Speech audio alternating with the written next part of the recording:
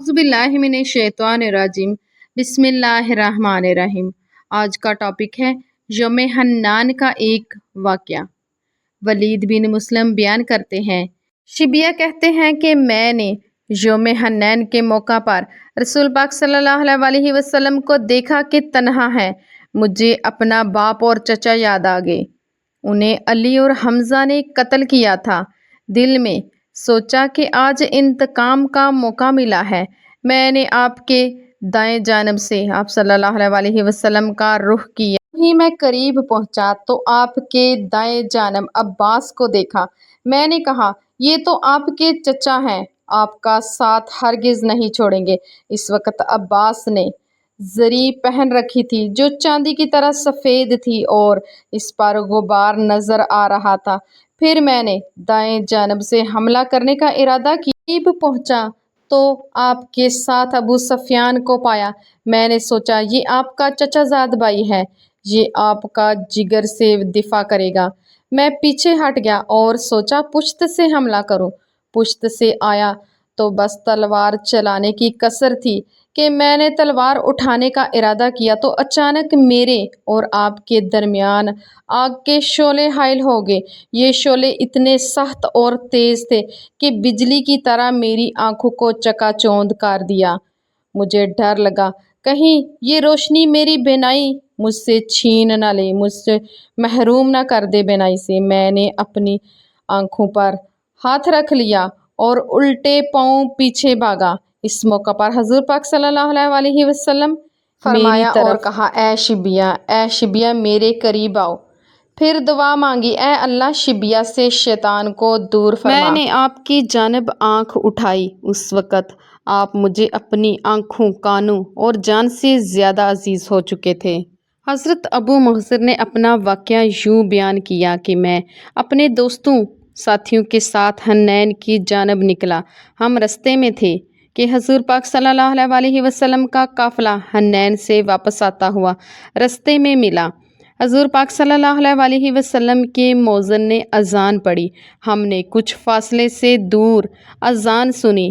ہم رستے سے الگ ہو کر بیٹھ گئے۔ ہم نے اذان کے الفاظ کو مذاق کے طور پر دہرانا شروع کر دیا۔ حضور پاک صلی اللہ علیہ وسلم نے ہماری آواز سن لی۔ آپ نے کسی کو حکم دیا کہ ہمیں آپ کے سامنے حاضر کیا جائے۔ جب ہم آپ صلی اللہ علیہ وسلم کے سامنے ہم کو لایا گیا، آپ صلی اللہ علیہ وسلم نے فرمایا، تم میں سے کس کی آواز بلند تھی؟ یہ سن کر سب نے میری طرف اشارہ کر دیا اور وہ اس معاملے میں سچے بھی تھے۔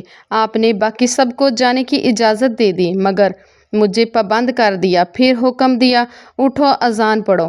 میں حکم سن کر اٹھا۔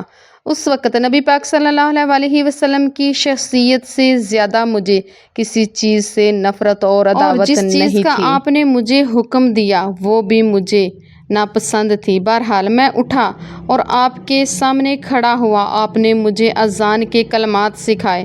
فرمایا کہ بلند آواز سے کہنا شروع کرو، اللہ اکبر۔ میں نے پوری اذان پڑھی۔ جب میں نے اذان مکمل کی تو آپ نے مجھے بلایا۔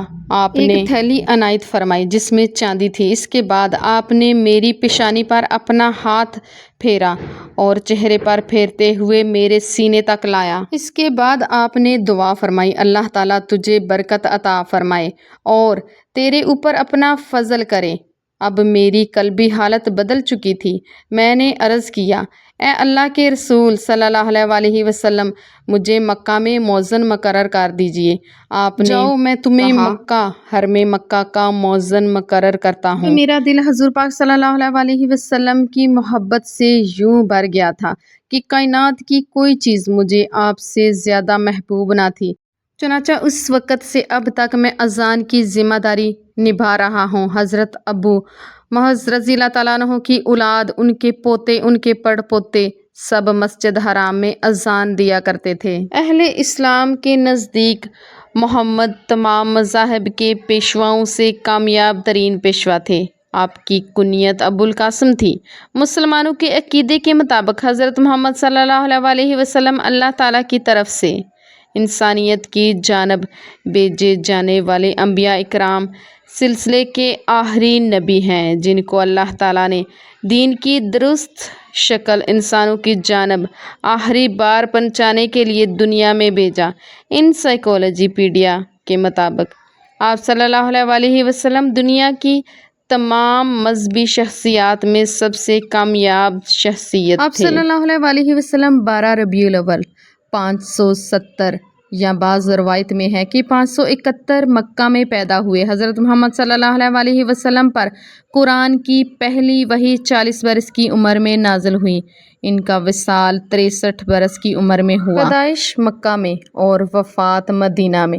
مکہ اور مدینہ دونوں شہر آج کے سعودی عرب میں حجاز کا حصہ ہیں۔ حضرت محمد صلی اللہ علیہ وسلم بن عبداللہ بن عبد المطلب بن ہاشم بن عبد المناف کے والد کا انتقال آپ کے اس دنیا میں تقریباً 6 ماہ قبل پہلے ہی ہو گیا تھا، اور جب آپ کی عمر مبارک 6 سال کی ہوئی تو آپ کی والدہ حضرت بی بی آمنہ بھی اس دنیا سے رخصت پا گئیں۔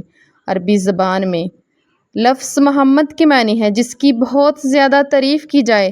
یہ لفظ اپنی اصل حمد میں یہ نام آپ صلی اللہ علیہ وسلم کے دادا حضرت عبد المطلب نے رکھا۔ محمد صلی اللہ علیہ وسلم کو رسول اللہ اور خاتم النبیین، حضور اکرم اور رحمت للعالمین بھی کہا جاتا ہے۔ نبوت سے پہلے آپ صلی اللہ علیہ وسلم اپنے چچا ابو طالب کے ساتھ تجارت میں ہاتھ بٹایا کرتے تھے، اور اپنی سچائی، دیانتداری اور شفاف کردار کی وجہ سے آپ صلی اللہ علیہ وسلم عرب قبائل میں صادق اور امین کے لقب سے پہچانے جانے لگے۔ آپ صلی اللہ علیہ وسلم اپنا کثیر وقت مکہ سے باہر واقع ایک غار میں جا کر عبادت میں صرف کرتے تھے۔ اس غار کو غار حرا کہا جاتا ہے۔ یہاں پر 610 میں ایک روز حضرت جبرائیل علیہ السلام فرشتہ ظاہر ہوا۔ محمد صلی اللہ علیہ وسلم کو اپنا پیغام دیا۔ جبرائیل